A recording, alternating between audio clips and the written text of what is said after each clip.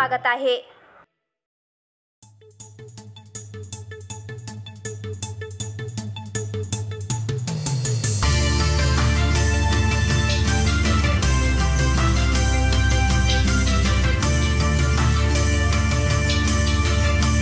नमस्कार, मी नसीर शेख।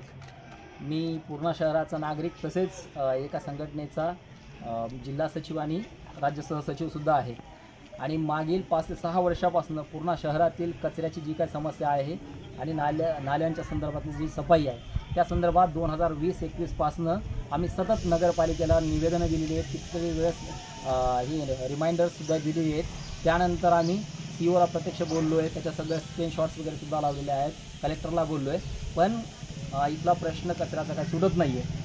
साधारणतः 35 ते 40 पानांचं निवेदन आत्तापर्यंत देत आलेलो आहोत आम्ही, तरीसुद्धा त्याला गांभीर्याने घेत नाहीत। म्हणून मी व्यक्तिशः, म्हणजे संघटना नाही तर मी व्यक्तिशः गुरुवारी सकाळी 11 ते 12च्या दरम्यान नगरपालिका या ठिकाणी सगळा कचरा नेऊन टाकणार आहे।